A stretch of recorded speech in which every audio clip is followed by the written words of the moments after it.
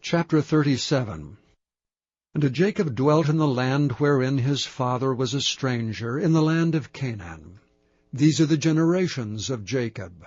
Joseph, being 17 years old, was feeding the flock with his brethren, and the lad was with the sons of Bilhah, and with the sons of Zilpah his father's wives.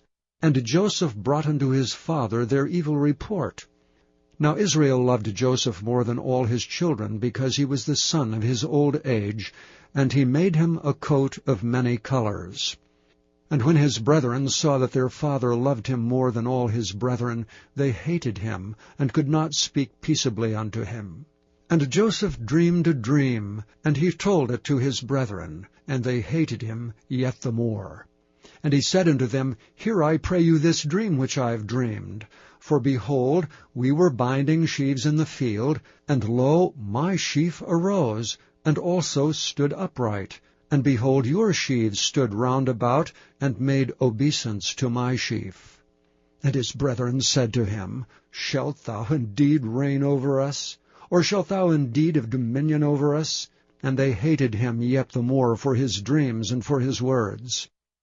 And he dreamed yet another dream, and told it his brethren, and said, Behold, I have dreamed a dream more, and behold, the sun and the moon and the 11 stars made obeisance to me. And he told it to his father and to his brethren, and his father rebuked him, and said unto him, What is this dream that thou hast dreamed? Shall I, and thy mother, and thy brethren indeed come to bow down ourselves to thee to the earth? And his brethren envied him, but his father observed the saying. And his brethren went to feed their father's flock in Shechem. And Israel said unto Joseph, Do not thy brethren feed the flock in Shechem? Come, and I will send thee unto them. And he said to him, Here am I. And he said unto him, Go, I pray thee, see whether it be well with thy brethren, and well with the flocks, and bring me word again. So he sent him out of the vale of Hebron, and he came to Shechem. And a certain man found him, and behold, he was wandering in the field. And the man asked him, saying, What seekest thou? And he said, I seek my brethren. Tell me, I pray thee, where they feed their flocks. And the man said, They are departed hence, for I heard them say, Let us go to Dothan. And Joseph went after his brethren, and found them in Dothan. And when they saw him afar off, even before he came near unto them, they conspired against him to slay him. And they said one to another, Behold, this dreamer cometh. Come now therefore, and let us slay him, and cast him into some pit, and we will say some evil beast hath devoured him, and we shall see what will become of his dreams. And Reuben heard it, and he delivered him out of their hands, and said, Let us not kill him. And Reuben said unto them, Shed no blood, but cast him into the pit that is in the wilderness, and lay no hand upon him, that he might rid him out of their hands, to deliver him to his father again. And it came to pass, when Joseph was come unto his brethren, that they stripped Joseph out of his coat of many colors that was on him. And they took him, and cast him into a pit, and the pit was empty, there was no water in it.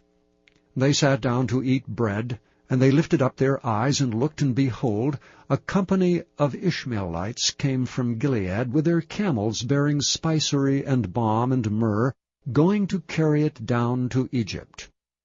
And Judah said unto his brethren, What profit is if we slay our brother, and conceal his blood?